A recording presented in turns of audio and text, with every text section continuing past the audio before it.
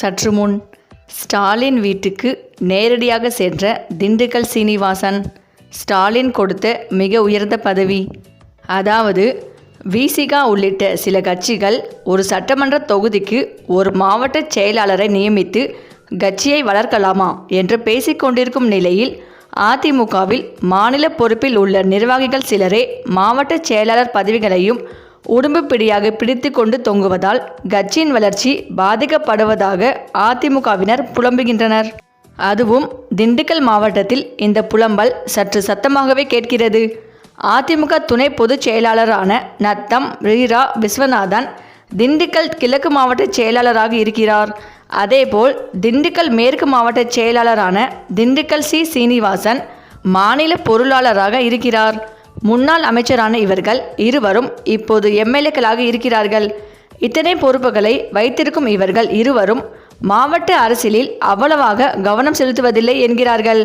மாவட்ட அளவிலான கட்சி கூட்டங்களிலும் பொது கூட்டங்களிலும் மட்டுமே தலை காட்டிவிட்டு போகும் இவர்களால் திண்டுக்கல் மாவட்ட அதிமுக மந்த நிலைக்கு போய்விட்டதாக மற்ற நிர்வாகிகள் குறைபட்டு கொள்கிறார்கள்.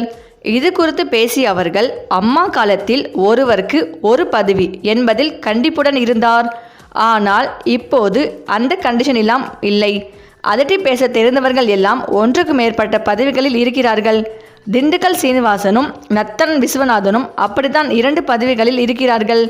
தங்களது அதிகாரத்தை வைத்துக்கொள்ள மாநில பதவியில் இருக்கும் இவர்கள் மாவட்ட அரசியலில் யாரும் தங்கள் கைமீறி போய்விடக்கூடாது என்பதற்காக மாவட்ட செயலாளர் பதவிகளையும் விடாமல் கெட்டியாக பிடித்து வைத்திருக்கிறார்கள்.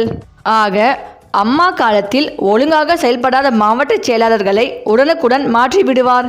இப்போது அந்த பயம் இல்லாததால் இருவருமே பெயரளவுக்கு மாவட்ட செயலாளர் பதவியை வைத்திருக்கிறார்கள்.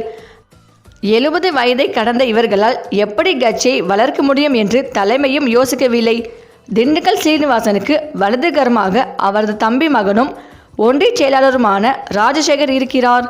அதேபோல் நத்தம் விஸ்வநாதன் தனது மைத்துனர் கண்ணனை வலதுகரமாக வைத்திருக்கிறார். திமுக மாவட்ட செயலாளர்களைத்தான் குறுநில மன்னர்கள் போல் செயல்படுவதாக சொல்வார்கள். ஆனால் இந்த மாவட்டத்தில் இவர்கள் இருவரும் தான் குறுநில மன்னர்களைப் போல் செயல்படுகிறார்கள். இதனால் மற்றவர்களின் அரசியல் வளர்ச்சி பாதிக்கப்படுகிறது. புதிதாக அரசியலுக்கு வர நினைக்கும் இளைஞர்களுக்கு அதிமுகவுக்கு வர தயங்குகிறார்கள் என்கின்றனர். முன்பு திமுக மாவட்ட செயலாளராக இருந்த பெருசாமியும் நத்தம் விஸ்வநாதனும் ஒருவர் தொகுதியில் மற்றவர் வெயிட்டான வேட்பாளரை நிறுத்த மெனக்கிடுவதில்லை என்ற குற்றச்சாட்டு கிளம்பியது. இதனால் 2016இல் ஆத்தூர் தொகுதியில் பெருசாமியை எதிர்த்து நத்தம் விஸ்வநாதனே மோதவிட்டார் ஜெயலலிதா. அந்த தேர்தலில் விஸ்வநாதன் தோற்று போனார். அப்படியெல்லாம் பந்தாடி படிப்பினை கொடுக்கும் தைரியம் இப்போதுள்ள அதிமுக தலைமைக்கு இருக்குமா என்பது கேள்விக்குறியாகத்தான் இருக்கிறது.